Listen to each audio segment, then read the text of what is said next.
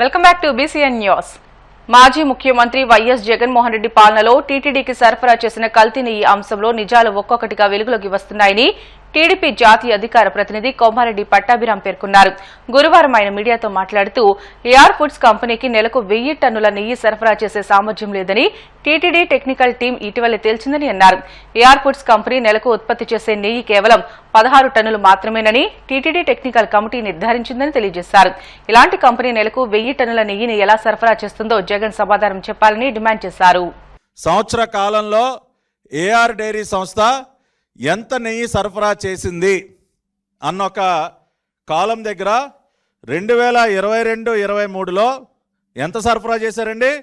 14,940 కిలోలు, 14,940 కేజీలు ఒక సంవత్సర కాలంలో ఏఆర్ డైరీ సరఫరా చేసింది. అంటే 14 టన్నులు, సుమారుగా 15 టన్నులు. ఒక సంవత్సర కాలంలో ఏఆర్ డైరీ సరఫరా చేసింది ఎంతండి? 15 టన్నులు. అటువంటి ఒక సంస్థకి 6 నెలల కాలంలో 1000 టన్నుల సరఫరా చేసే కాంట్రాక్ట్ ఏ రకంగా ఇస్తారండి? అంటే మీకు తెలుసు ఏఆర్ డైరీకి 1000 టన్నుల నెయ్యి సరఫరా చేసే సామర్థ్యం లేదు అని తెలుసు. వాళ్ళ ప్రొడక్షన్ కెపాసిటీ చూడండి. Experience certificate for production of cow ghee at least for 1 year period. వాళ్ళు ఒక సంవత్సర కాలాన్ని పరిశీలిస్తే అంటే ఒక నెలకి 16.3 టన్నుల నుండి 16.9 టన్నుల వరకే వాళ్ళ టోటల్ ప్రొడక్షన్. ఏది టోటల్ ప్రొడక్షను? నెలకి 16 టన్నుల టోటల్ ప్రొడక్షన్ సామర్థ్యం కలిగిన సంస్థకి వీళ్ళు ఏం కాంట్రాక్ట్ ఇచ్చారండి? 1000 టన్నులు. 6 నెలల్లో 1000 టన్నులు మీరు ఇచ్చేయండి అని చెప్పి పాపం అత్యంత నమ్మకంతో ఇచ్చారు sir. The great Jagan Reddy ప్రభుత్వం, కరుణాకర్ రెడ్డి చైర్మన్గా వీళ్ళు ఇదిగోండి చేసినటువంటి పాపానికి సంబంధించినటువంటి ఆధారాలు.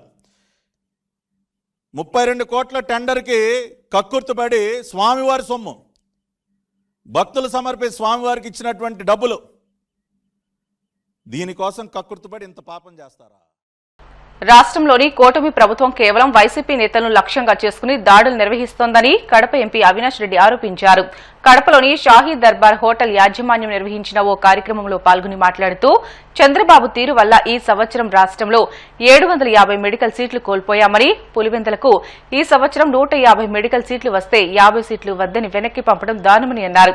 కడప పర్యటనకు వచ్చిన ఆరోగ్య శాఖ మంత్రి కేవలం జగన్మోహన్ రెడ్డిని దూషించడానికి వచ్చినట్లు ఉందని, కూటమి ప్రభుత్వం చేసిన నిర్వాహకం వల్ల విద్యార్థులు సీట్లు కోల్పోయారని ఆవేదన వ్యక్తం చేశారు. చేతికి రాయి ఇచ్చినట్టు వీళ్ళ చేతికి అధికారం ఇచ్చినారు. ఈ ఏడాది మన జిల్లాకు వచ్చిన మెడికల్ కాలేజ్, పులివెందుల మెడికల్ కాలేజీకి, ప్రభుత్వ మెడికల్ కాలేజీకి 50 సీట్లు మంజూరైనాయనేది ప్రతి ఒక్కరికి తెలుసు. 50 సీట్లు మంజూరైనాయని ఇంకా గవర్నమెంట్ అప్పీల్ చేసి ఉంటే, రాష్ట్ర ప్రభుత్వం అప్పీల్ చేసి ఉంటే 150 సీట్లు ఇచ్చి ఉండేది. NMC national medical council 150 medical సీట్లు ఈ సంవత్సరమే పులివెందుల మెడికల్ కాలేజీకి ఇచ్చి ఉండేది. వీళ్ళు అప్పీల్ చేయకపోగా ఆ వచ్చిన 50 సీట్లు కూడా మాకు వద్దు అని చెప్పి లెటర్ రాసి ఇచ్చినారు. వచ్చిన 50 సీట్లు కూడా మాకు వద్దు అని చెప్పి లెటర్ రాసి ఇచ్చింది ఈ కూటమి ప్రభుత్వం. ఇది ఈ మాదిరి అంటే రాష్ట్ర వ్యాప్తంగా 5 కాలేజీలు, 5 మెడికల్ కాలేజీలు, 150 × 5 750 మెడిసిన్ సీట్లు, ఎంబీబీఎస్ సీట్లు అన్యాయంగా ఈ కూటమి ప్రభుత్వం వైఖరి వల్ల మనం కోల్పోయినాం. దీంట్లో వారి ఉద్దేశాలు 2. ఈ ఏడాది వెంటనే ఈ 5 మెడికల్ కాలేజీలు ప్రారంభమై 750 ఎంబీబీఎస్ సీట్లు అందుబాటులోకి వస్తే ఆ పేరు ప్రఖ్యాతలన్నీ కూడా జగన్మోహన్ రెడ్డి గారికి పోతాయి. ఆయన ప్రభుత్వం తెచ్చిన మెడికల్ కాలేజీల వల్లనే, ఆయన కట్టించిన మెడికల్ కాలేజీల వల్లనే అదనంగా 750 సీట్లు వచ్చినాయన్న క్రెడిట్ జగన్మోహన్ రెడ్డి గారికి పోతుందని అనేది ఒక ప్రధానమైన కారణమైతే, రెండో కారణము వీరికి ప్రభుత్వ మెడికల్ కాలేజీలు నడిపే ఉద్దేశం లేదు ఈ కూటమి ప్రభుత్వానికి. నల్గొండ జిల్లా చింతల్పాలెం మండలం పరిధిలోని పులిచింతల ప్రాజెక్టులో మొసలి ప్రత్యక్షమైంది. పులిచింతల డ్యాం పైకి వెళ్తున్న జెన్కో అధికారులకు మొసలి కనిపించడంతో భయభ్రాంతులకు గురయ్యారు. అటువైపుగా కారులో వచ్చిన ప్రయాణికులు మొసలిని వీడియో తీసి సోషల్ మీడియాలో పోస్ట్ చేశారు. ఈ వీడియో చూసి స్పందించిన చింతల్పాలెం ఎస్ఐ సైదిరెడ్డి అటవీశాఖ అధికారులకు సమాచారం అందించారు. గత నెలలో కురిసిన భారీ వర్షాల కారణంగా వరద పోటెత్తడంతో ఎగువ ప్రాంతం నుంచి మొసలి వచ్చినట్లు భావిస్తున్నారు. దీంతో అధికారులు చొరవ తీసుకుని మొసలు బహిరంగ ప్రదేశాలకు రాకుండా చర్యలు తీసుకోవాలని స్థానికులు కోరుతున్నారు. సులభంగా డబ్బు సంపాదించాలనే దుర్బుద్దితో కార్లను అద్దెకు తీసుకుని ఉడాయిస్తున్న ఇద్దరిని వైఎస్సార్ కడప జిల్లా పోలీసులు అరెస్ట్ చేశారు. ఎస్పీ హర్షవర్ధన్ రాజు తెలిపిన వివరాల ప్రకారం కడపలో పలువురి దగ్గర కార్లను నెలబాడుగా ప్రకారం తీసుకుని నిందితులు వేరే వ్యక్తులకు కొదవ పెడుతున్నారని అన్నారు. పట్టుబడిన వ్యక్తులు కడప నబీకోటకు చెందిన శశిధర్ రెడ్డి, షేక్ జిలానీలుగా గుర్తించారు. మొదట్లో క్రమం తప్పకుండా బాడుగు చెల్లించి నమ్మకం సాధించారని, తర్వాత 40 కార్లను బాడుగుకు తీసుకుని కొదవ పెట్టినట్లు విచారణలో వెల్లడైనట్లు పోలీసులు తెలియజేశారు. ఈరోజు మనము కడప జిల్లాలో కార్స్ రెంట్కి తీసుకొని దానికి డబ్బులు చెల్లిస్తానని చెప్పి తిరిగి రెంట్ చెల్లించకపోగా ఆ కార్లను వేరే చోట మార్ట్గేజ్ చేసి దరిదాపు ఒక 37-40 కార్లు మోసం చేసినటువంటి ఒక ఇద్దరు నిందితుల్ని అరెస్ట్ చేయడం జరిగింది. దాంట్లో మొదటి నిందితుడు నిమ్మకాయల వెంకట శశిధర్ రెడ్డి, ఇతను నవీకోట కడపకు సంబంధించిన వాడు. అలాగే షేక్ జిలానీ, ఇతను కూడా ఈ నవీకోటకు సంబంధించిన అతనే. సో వీళ్ళిద్దరు కలిపి దరిదాపు ఒక 37 కార్లని ఆ ఓనర్ల నుంచి మీకు నెలకి ఇంత డబ్బులు ఇస్తామని చెప్పి తీసుకొని వాళ్ళకి కొంతకాలం చెల్లియడం, తర్వాత డబ్బులు చెల్లించకుండా ఈ వెహికల్స్ అన్నింటినీ కూడా తీసుకెళ్ళి వేరే చోట కుదువ పెట్టి డబ్బులు తీసుకొని ఓనర్లు తెలియకుండా చేయడం జరిగింది. ఈ చీటింగ్ దాని మిస్అప్రాపరేషన్ కింద మనము కేసు రిజిస్టర్ చేసి కేసు విచారణ చేపట్టిన తర్వాత ఈ వెంకట శశిధర్ రెడ్డి, అతని అనుచరుడైన జిల్లాని, వీళ్ళిద్దరినీ కూడా అదుపులో తీసుకొని వాళ్ళు విచారించగా దరిదాపు ఆ వీరేందర్కి సంబంధించిన 3 కార్లే కాదు, మిగతా దరిదాపు ఇంకొక 34 కార్ల దాకా కూడా వీళ్ళు ఇదే విధంగా చేసినట్లు మనకు సమాచారం రాగా వాళ్ళని పెట్టుకొని మనం ఇప్పుడు మన గ్రౌండ్లో ఉన్నటువంటి కార్లన్నింటినీ కూడా మనము వాటిని ఎవరి దగ్గర అయితే మార్ట్గేజ్ చేశారో వాళ్ళ దగ్గర నుంచి అందరు కూడా రికవర్ చేయడం జరిగింది. ఏదైతే ఈ చీటింగ్ చేసి ప్రజల నుంచి కార్లు రెంట్కి తీసుకొని డబ్బులు ఇస్తానని చెప్పి మోసపెట్టి చేశారో వాళ్ళిద్దరిని కూడా ఈరోజు మనము కోర్టులో హాజరుపరచడం జరుగుతూ ఉంది.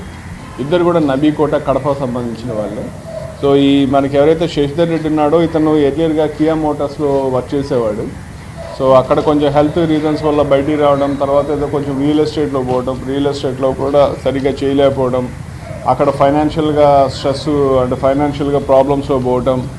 సో సబ్సిక్వెంట్గా ఇట్లా కార్లు రెంట్కి ఇస్తే నెలకి రోజుకి ఒక 500 అట్లా వస్తాయన్న ఉద్దేశంతో తీసుకొని ఎప్పుడైతే అతనికి అప్పుల వాళ్ళ నుంచి కొంచెము ఇవ్వాల్సిన అవసరం ఉందో ఇక వీటిని మార్ట్గేజ్ చేసి తనఖా పెట్టి డబ్బులు తీసుకొని ఇచ్చే ప్రాసెస్లో అటు తీసుకొని డబ్బులు మార్చి చేస్తూ ఇక ఒకదాని వెంట ఒకటి చేసుకుంటా వెళ్ళిపోయారు. అంతా ఇది ఓన్లీ 3 months నుంచే జరుగుతూ ఉంది. సో కాబట్టి అంత వెంటనే కాలేదు, ఆ విధంగా ఇవ్వట్లేదని చెప్పి మనకి కంప్లైంట్ రావడంతో మనము విచారణ మొదలుపెట్టాం. చేస్తే ఇన్ని ఉన్నాయని చెప్పి తెలిసిందనమాట.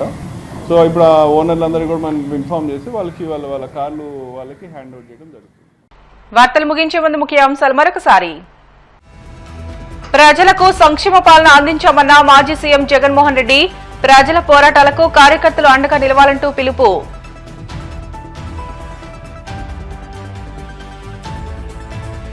రజకుల సమస్యలను పరిష్కరించండి, ప్రజా ప్రతినిధులు కోరిన రజక జన సంఘ అధ్యక్షులు కట్లయ్య.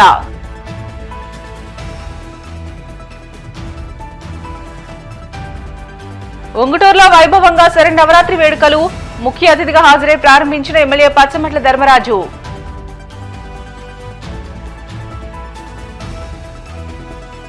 ఏఆర్ ఫుడ్స్ కంపెనీపై టీడీపీ నేత పట్టాభి విమర్శల దాడి, 1000 లీటర్ల నెయ్యి సరఫరా చేసే సామర్థ్యం ఆ కంపెనీకి లేదంటూ వ్యాఖ్య. ఇవి ఇప్పటివరకు బులెటిన్లోని అప్డేట్స్. మరిన్ని వార్తల కోసం BCN digital YouTube channel, Facebook పేజీని ఫాలో అవ్వండి. అప్డేట్ వార్తల కోసం ప్లీజ్ డూ సబ్స్క్రైబ్.